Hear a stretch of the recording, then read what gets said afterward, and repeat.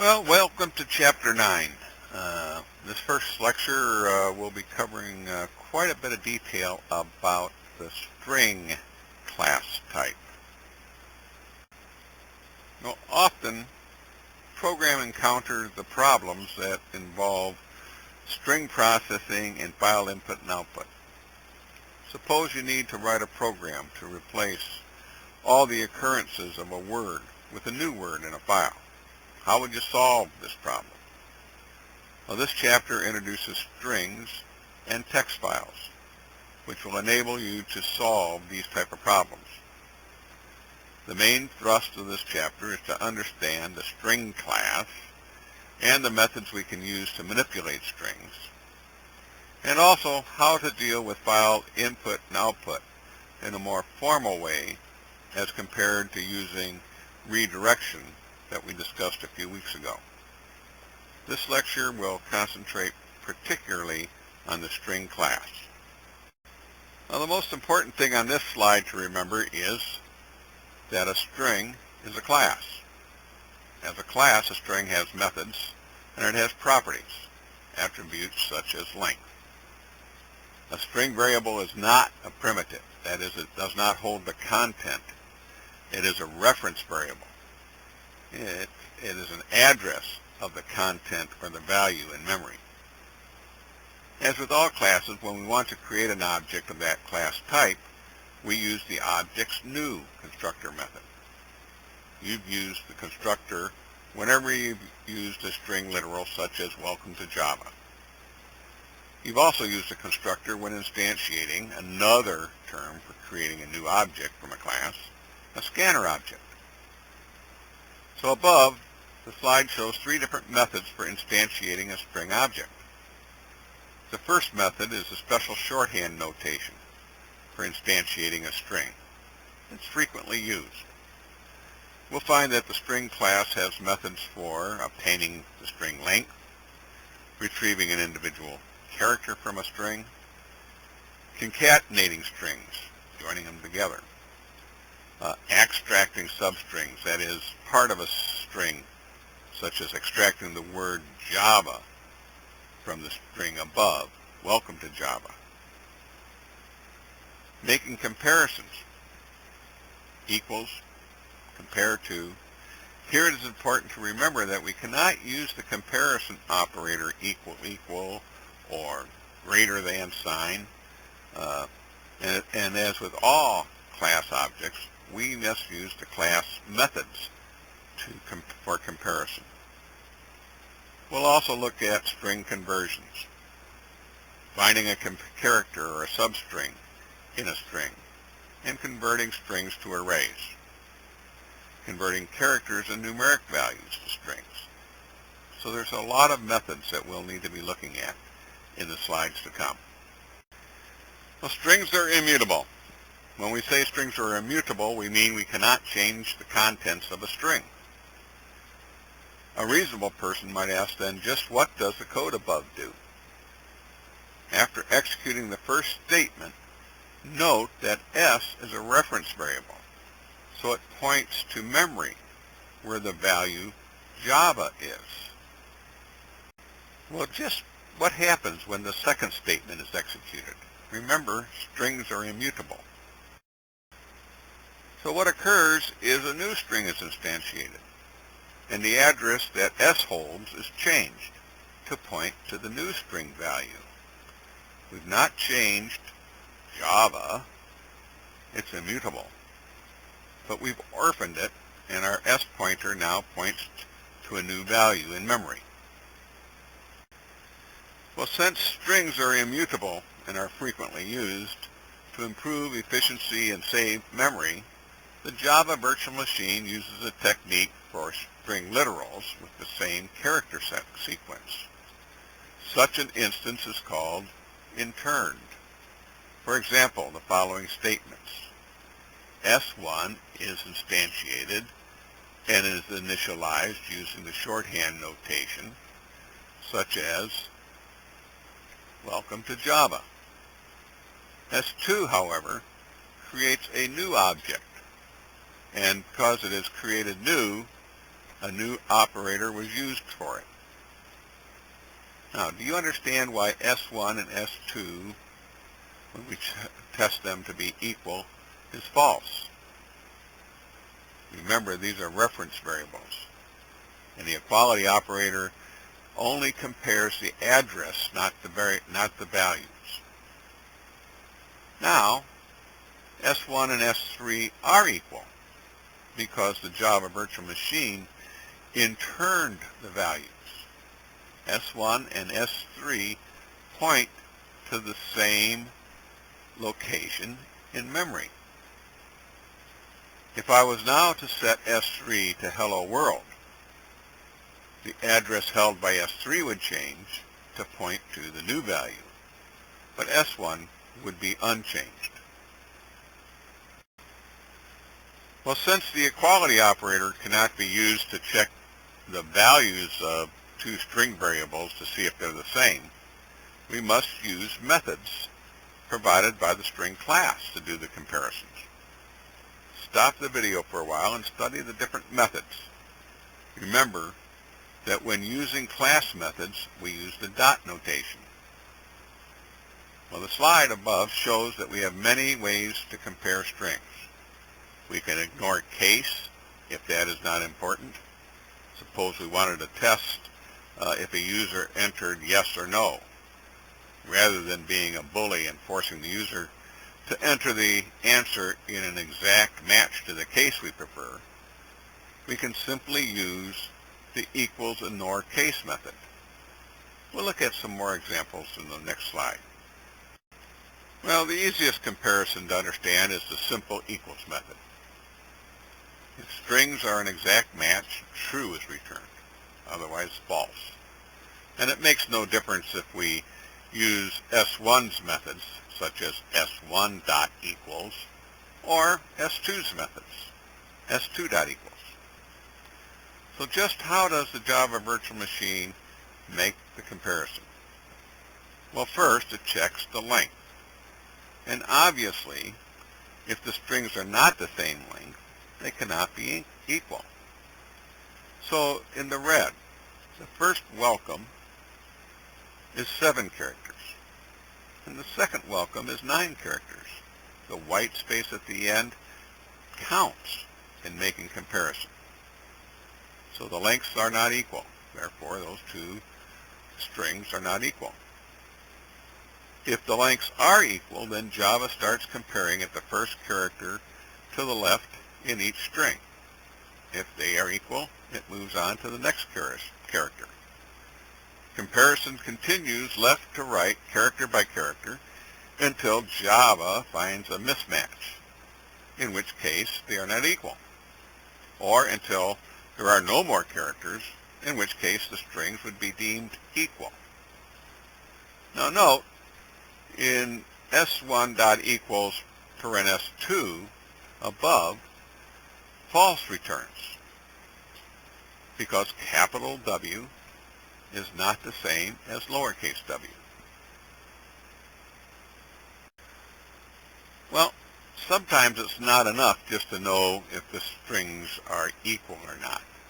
We'd like to know if one string is greater than the other. And we can't use the greater than sign or the less than sign operators since they just compare addresses. We need to use the compare-to method. If S1 is greater than S2, then a value of 1 is returned. If S1 is less than S2, then a negative 1 is returned. And if S1 equals S2, 0 is returned. So we could kind of use this compare-to method even to test for equality. In the code above, S1 compared to S2.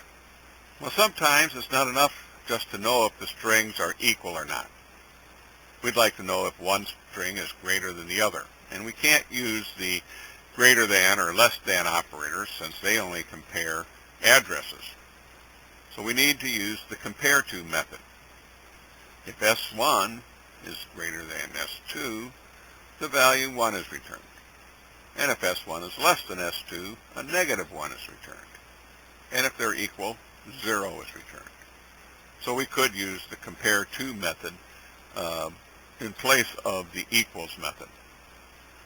In the code above, S1 dot compare to S2, the method would return -1, since a capital W is less than a lowercase w. How did I figure that one out? Well, check out the ASCII chart and the set of tables on page 1313 in your book. Comparison is made based on the numerical value of a character. A capital W is 87, row 8, column 7. And a lowercase w is 119, the 11th row, 9th column.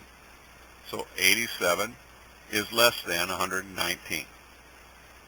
Pause the video and check it out for yourself. That's page 1313. The string class has many other interesting methods. Similar to an array, a string has a length. However, unlike an array, where the length is a property, the string class requires the use of a method to return the length. Note the empty parenthesis. The length method takes no input, but since it is a method, the parentheses are required. Like an array, you can also address individual characters using the character @ function and an index.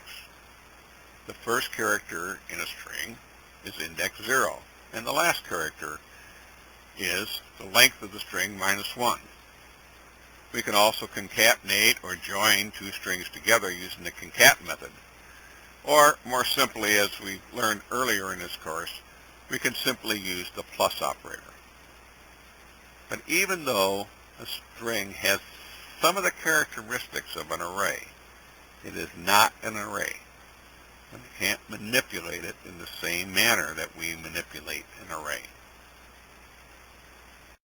Well, this slide demonstrates the use of some of the simple string methods. Return of the length, 15. The message @ character @ index 0, W, or index 8.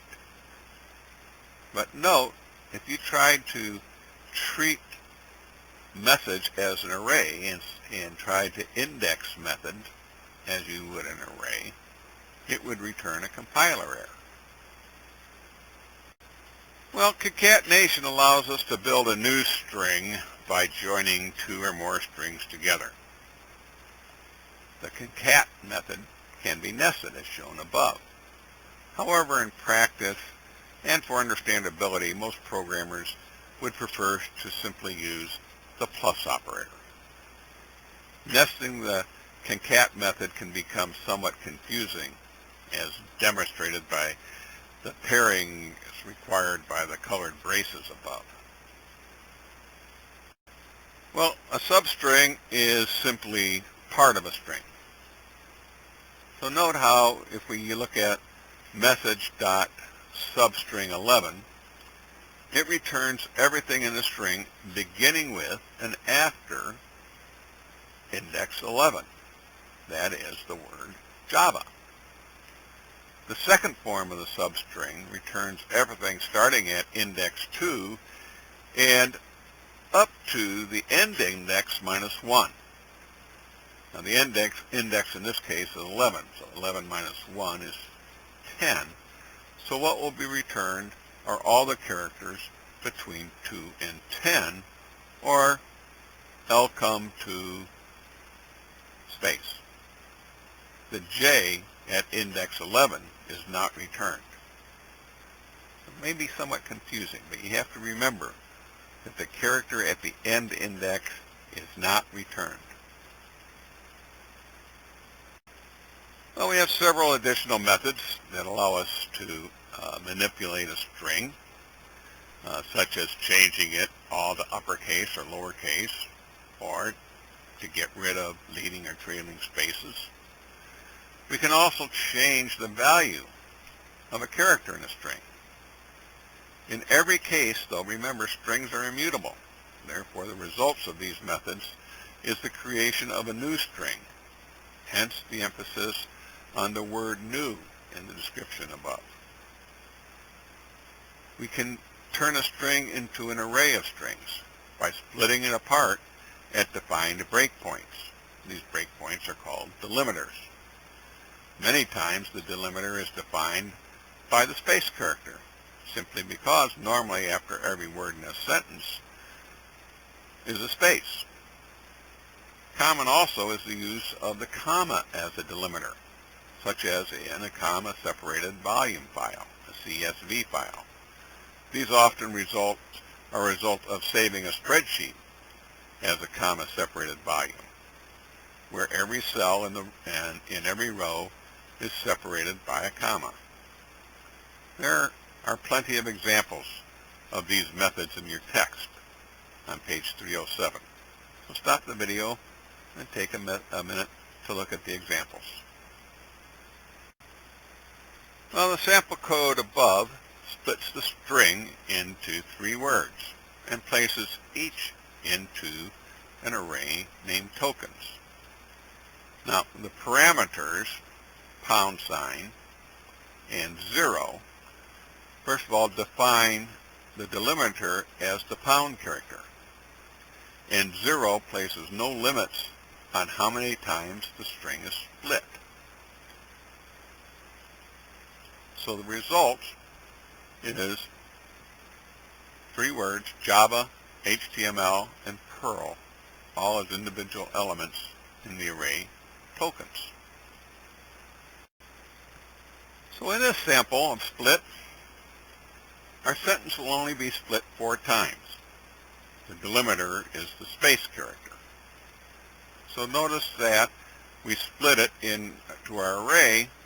We have this as element 0, CSVI as element 1, 195 as element 2, and the rest of the sentence, class is the best, as element 3.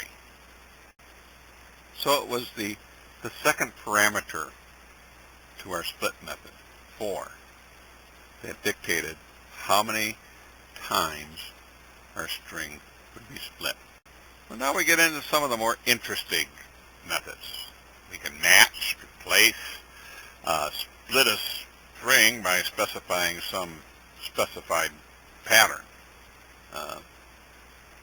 All of these are extremely useful and powerful features known as regular expressions. So a regular expression, sometimes referred to as regex, R-E-G-E-X, can be complex, and so for this reason only 2 simple regular expression patterns will be introduced. Well, the first example on the slide introduces the matches method. In our first example, matches can be used in the same way as an equals method. In this case, matches will return true if the contents of the strings are the same, and false if they are not. In our second example, notice that the string contents are somewhat different. And the question that we're asking is simply, does the string contain the word Java? Well, we've added a period asterisk to our match. This is what we call a wildcard. So in s1.matches, what we're saying is, does S1 contain the word Java? And I don't care what the values are after Java. In the first S2 match we see up there, we'll return false, because there's a whole bunch of stuff that comes before the word Java. And however, the second S2 match will return true, because the dot asterisk wildcard is used twice. Once to say I don't care what comes before the word Java, and once to say I don't care what comes after it. Well, The replace all and the replace first and split methods can all be used with regular expressions. So in the code shown above, the digits 1, 2, or 3 in the string S1 are replaced by 3 X's. The bracket 1, 2, 3 bracket is a regular expression, read as replace all 1s or 2s or 3s with 3 X's. And the bracket 1, 2, 3 bracket is a regular expression pattern. So look at our output. The 1 was replaced with 3 X's, the 2 was replaced with 3 X's, and the 3 was replaced with 3 X's. Well, just as we use the regular expression for the replace all, we could use the replace first, so only the first occurrence of a 1 or a 2 or a 3 would be replaced. Or we could split our string into an array based on the occurrence of a 1 or a 2 or a 3 as a delimiter.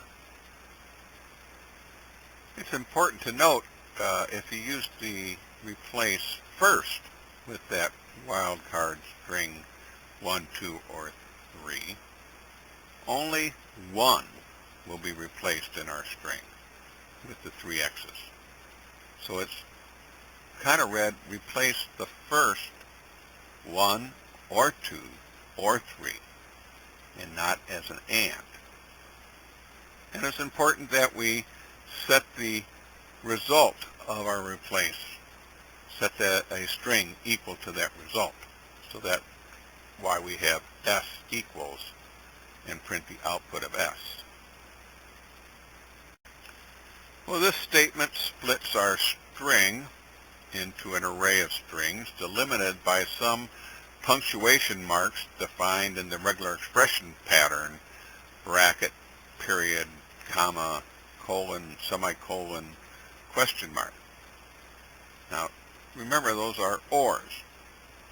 So note the location of where the split method would find the pattern match. It's highlighted in red in our string. So our string would be divided into 4 words and placed into the array called tokens. Now, many times we want to know where in a string a certain value occurs. This could be a character or a phrase. Now, the index of method returns an index, an integer, of the first occurrence of the character or phrase we may be looking for. And the last index of returns the index of the last occurrence of the character or phrase that we're searching for. If the character or phrase occurs once in a string, then index of and last index of will return the same values. If the character or phrase we are looking for is not found, then a -1 is returned. And many times programmers are not interested in the exact location of the search character or phrase. They simply are interested in whether the string contains that value or not, in which case they would test the return value of index of simply to be greater than or equal to 0. Lots of examples on page 308 in your text. Well, I picked these 3 examples because they may need a little explanation. The first is pretty straightforward. It's simply asking what is the index of the last A in the string, and it will return 14. The second example is asking what is the index of the first O after index 5. Well, the character at index 5 is the letter M, and so the first O after the M is in the word 2, or at index 9. And the last example is asking what is the index of the last A before index 13. So in this case, when we're asking the last, the index parameter is saying, hey, before this. So the last A before index 13 is at index 12. Index 13 is the B. So the last A before that is the A at index 12. Well, wrapping up the string class, just take a look at a snippet from the Java API and the value of method. The value of method is used to convert characters or booleans or numbers into strings. And I should point out that this is an excellent example of overloading. The methods are all named the same, but with different signatures and implementation of code to convert, for example, a character to a string certainly will be different from the code to convert a double value to a string. Well, along with the string class, there's also a character class. Notice that's capital C, character class. And it has methods. The character class, and if we're going to use it, we need to use it with the new constructor to instantiate a new character object. And once we've instantiated an object, then its methods are available to us. Note, the character class is different from the primitive data type char, also we refer to as character. Char has no methods. It is not a class. I was going to say char has no class, but I thought that wouldn't be right. Well, here's some well-documented code that simply lets us count each letter in a string. The string will be entered using the scanner method. So first we convert the sentence to all lowercase. We're only interested in the occurrences of letters and not whether they are capitals or not. That would be a different problem. Then the first for loop adds to the correct element in our array for keeping count. Lowercase a is element 0. Note that if we subtract 97 from the character, we get the right array position. The first for loop uses the char at method several times. We need it to ignore white space and punctuation. The lowercase letters A through Z have a value of 97 through 122. Then we use char at again simply to add to the correct element in the array. The second for loop simply displays the array values and the corresponding character. Now stop the video and study the program for a minute or two. Well, string builder and string buffer are classes that are alternatives to the string class. In general, the string builder, the string buffer, can be used whenever a string is used, but they're more flexible than string. Whereas a string object is immutable, that is, any changes result in the creation of a new string object. With the string builder, string buffer class, you can add, insert, append new contents into the string buffer without creating a new object. String builder and string buffer do the same thing. It just depends if you're writing a multi-user program, you would choose to use string buffer. So the panel above shows there are 3 constructors. The second limits the size of the string, and the third initializes the string to a value. The string builder has several interesting methods. If you don't use the new constructor to initially set the value of the string builder variable, then you must use the append method. You can insert data into the middle of a string builder object, and you can completely reverse the contents of the string. See page 317 for several examples. Now, additionally, there are some methods that may seem familiar to you from studying of the string class. For example, the length method or the char-at method.